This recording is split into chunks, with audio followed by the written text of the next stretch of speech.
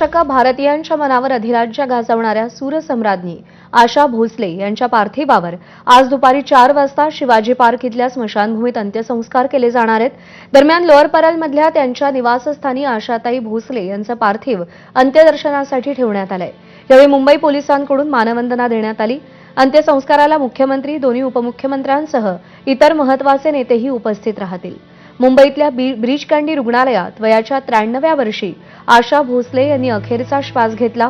भारतरत्न आणि गानसम्राज्ञी लता मंगेशकर यांची लहान बहीण असलेल्या आशा भोसले यांना हिंदी सिनेसृष्टीची वर्सटाईल अष्टपैलू गायिका म्हणून ओळखलं जायचं। तब्बल 6 दशकं त्यांनी इंडस्ट्रीमध्ये आपल्या गाण्यांनी आवाज दिला आणि अनेक गाणी अजरामर केली।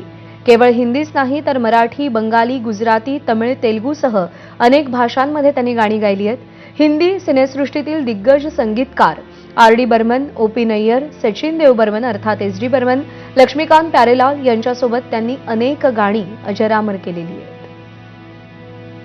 प्रफुल्ल पटेल पोहोचलेले आहेत आशाताईंचं अंत्यदर्शन घेण्यासाठी।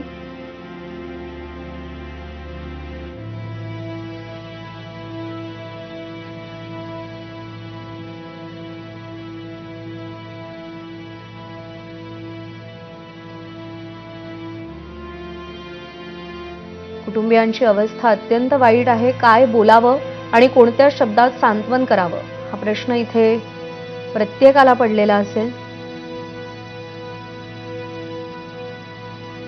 आशाताईंच्याच गाण्याच्या शब्दात सांगायचं तर उसवून श्वास माझा फसवून रात गेली अशी काहीशी अवस्था इथे झालेली आहे।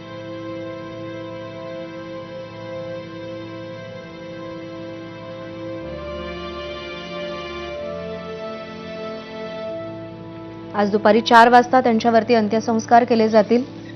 कित्येक पिढ्या, भारतीय संगीतसृष्टीतल्या कित्येक पिढ्या आणि रसिकांची कित्येक पिढ्यांची मनं ही आशाताईंच्या गाण्यानं मंत्रमुग्ध झालेली आहेत। प्रचंड उमेद, कोणत्याही संकटाला, कोणत्याही आव्हानाला भिडण्याची प्रचंड जिद्द आणि कितीही दुःख आलं तरी आपल्या समोर असलेल्या प्रत्येक माणसाला आपल्या गाण्यातून, आपल्या आवाजातून 4 घडीचा आनंद देण्याची अपार इच्छा हीच आशाताईंच्या जगण्याची त्रिसूत्री होती।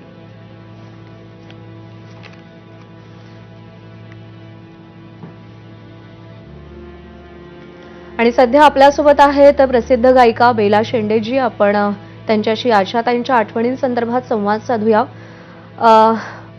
बेलाताई, खरं तर परिस्थिती अशी आहे की कोणत्या शब्दात कुणी कुणाचं सांत्वन करावं हा प्रश्न पडतोय।